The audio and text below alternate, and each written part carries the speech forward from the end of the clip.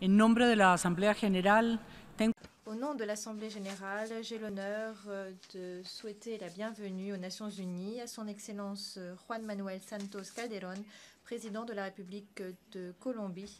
Je l'invite à prendre la parole.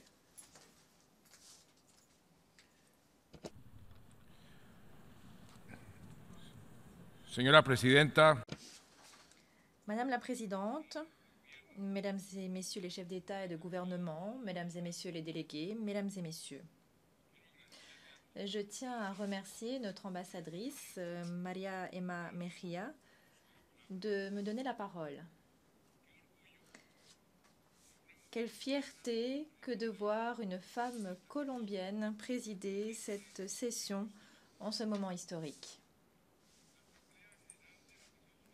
L'Assemblée générale des Nations unies, pour ses 70 ans, a choisi le thème « Chemin vers la paix, la sécurité et les droits de l'homme ». C'est ce chemin que la Colombie a emprunté, aujourd'hui plus que jamais.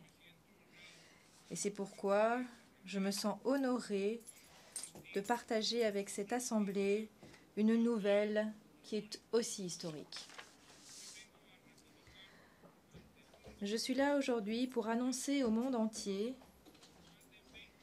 que parmi les 20 conflits armés qui subsistent sur la planète, source de tant de douleur, de pauvreté et de souffrance, il y en a un, le conflit dans mon pays, le conflit en Colombie, qui est sur le point d'être résolu pour de bon.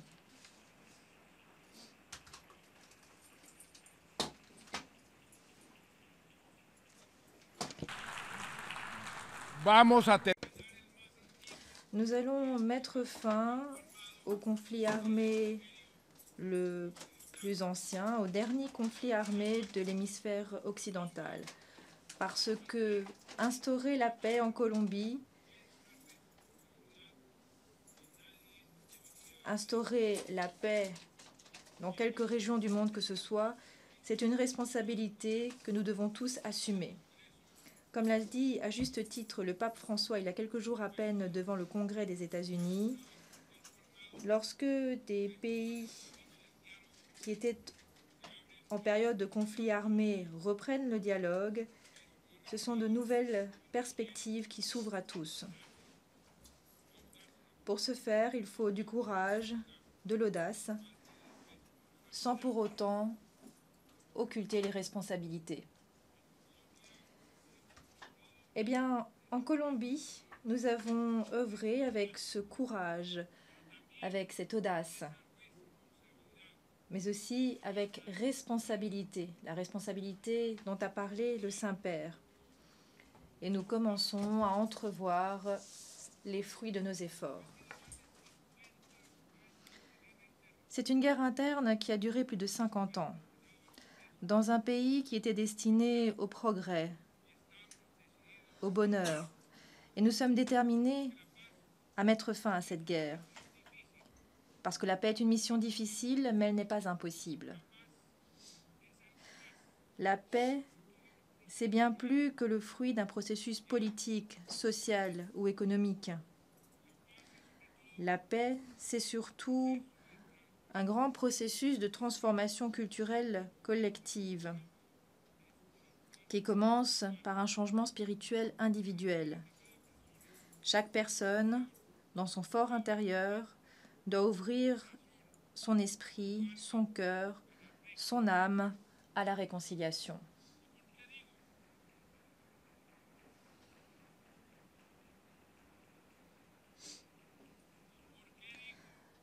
Alors pourquoi suis-je plus optimiste que jamais aujourd'hui face à cette assemblée?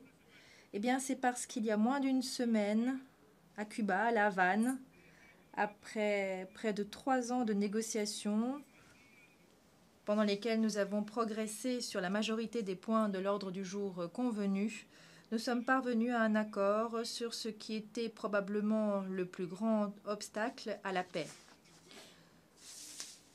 Nous avons conclu un accord sur ce qui est le plus délicat dans tout processus de paix, à savoir un système de justice transitionnelle qui garantit qu'il n'y aura pas d'impunité pour les délits les plus graves commis en période de conflit.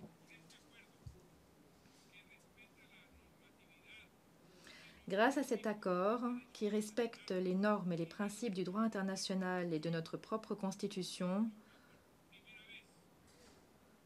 pour la première fois, le droit des victimes à la justice, ainsi qu'à la vérité, à la réparation et à la non-répétition se retrouve placé au cœur de la solution à un conflit armé. Et nous sommes sur le point de parvenir à notre objectif. Un maximum de justice que nous permet la transition vers la paix. C'est également la première fois dans l'histoire des conflits du monde qu'un gouvernement et un groupe armé illégal, dans un accord de paix et non pas suite à des impositions postérieures, créent un système de reddition des comptes face à un tribunal national pour des crimes internationaux et d'autres crimes graves. Nous créons un précédent qui peut servir de modèle pour les autres conflits armés dans le monde. C'est un progrès si important, si significatif, que nous avons pu franchir 2 nouvelles étapes, et c'est la grande nouvelle que je vous annonce. Nous avons décidé d'une date butoir pour signer l'accord final qui mettra un terme à notre conflit armé, au plus tard le 23 mars 2016, c'est-à-dire dans moins de 6 mois.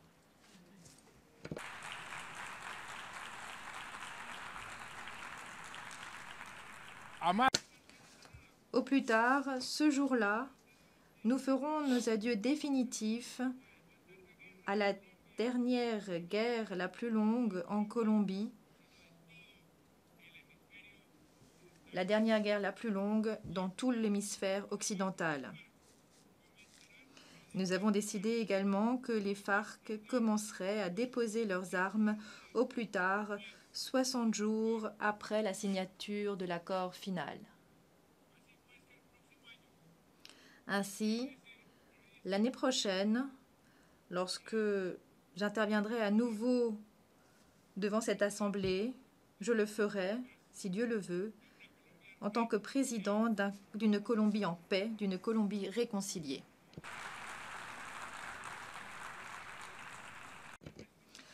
Notre processus de négociation avec la guérilla des FARC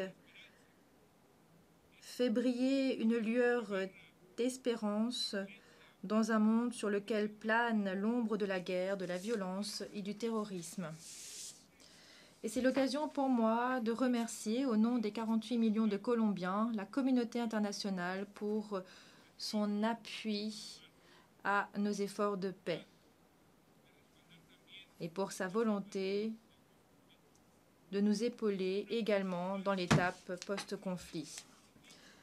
Une Colombie en paix constituera un facteur positif pour le monde dans des domaines très divers, même s'ils sont liés, à savoir la lutte contre le changement climatique et contre les drogues, la sécurité, l'éradication de la pauvreté extrême. Notre pays se targue d'être le pays qui affiche la plus grande biodiversité de la planète proportionnellement à sa taille.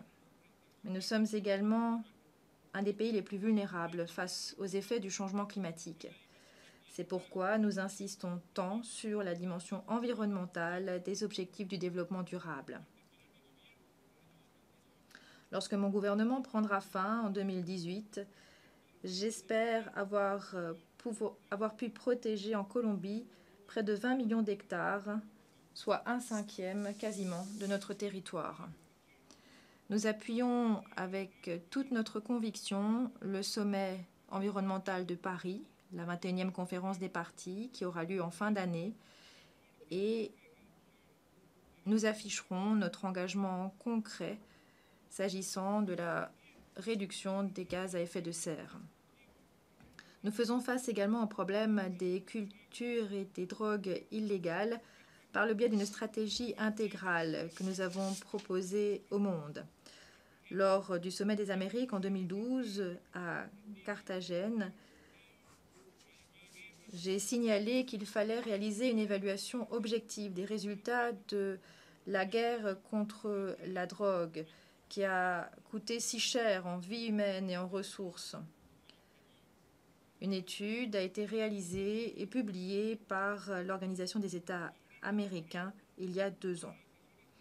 Et nous nous préparons à présent à la session extraordinaire des Nations Unies sur ce thème qui aura lieu dans 7 mois. Nous plaiderons à nouveau pour une nouvelle stratégie mondiale qui se fonde sur des données scientifiques, qui insiste davantage sur la santé, sur l'éducation, sur la lutte contre les racines sociales de ce phénomène. Une stratégie qui s'emploie à réduire au minimum les dégâts que provoquent les drogues grâce à des approches plus intelligentes et plus humaines. Dans l'intervalle, en Colombie, nous ne sommes pas restés les bras croisés. La semaine dernière, j'ai présenté un plan intégral de substitution des cultures qui se fonde sur cette approche multiple.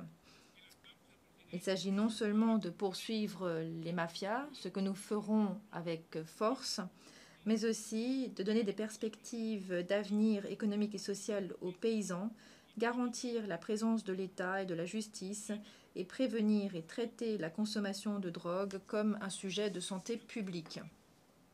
Et si nous achevons le conflit, la guerre qui a constitué un facteur négatif dans le phénomène du trafic de stupéfiants, cette guérilla se transformera, une fois qu'elle aura déposé les armes, en un allié pour lutter contre ce fléau. Et ce sera un symbolisme extraordinaire. Ceux qui protégeaient les cultures illicites nous aideront à les éradiquer. Ce sera une victoire pour la Colombie et une victoire pour le monde. Nous commencerons à nous débarrasser de la coca et en même temps, nous préserverons et nous sauverons des millions d'hectares de forêts tropicales. Comme l'a dit à très juste titre le pape à cette même tribune il y a 4 jours, et je le cite à nouveau, « La guerre est la négation de tous les droits et une agression dramatique contre l'environnement. » Une Colombie en paix, ce sera également une Colombie plus sûre, parce que les énergies et les efforts considérables consacrés aujourd'hui à faire face à ce conflit interne seront canalisés pour améliorer la sécurité des villes, des peuples, des villes, des villages et des hameaux de mon pays, pour lutter contre le délit. Et bien évidemment, ce sera une Colombie qui offrira davantage de chances à tous. Nous continuerons à faire chuter la pauvreté, nous créerons des emplois comme nous l'avons fait jusqu'ici, à un rythme qui nous place à la tête des efforts de l'Amérique latine en matière de progrès social ces dernières années.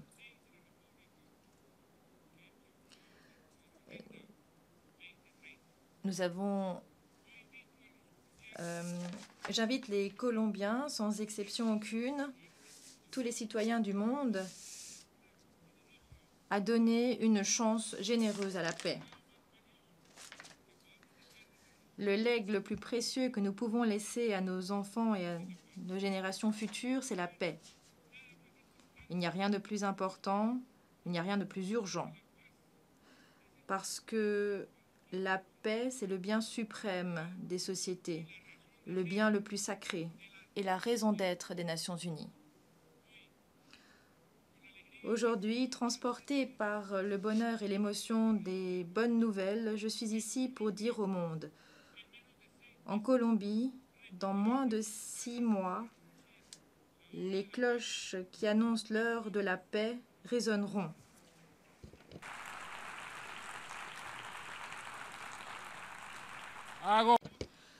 et je formule des vœux pour que toutes les horloges du monde se mettent à la même heure. L'heure de la paix, l'heure de l'humanité. Merci.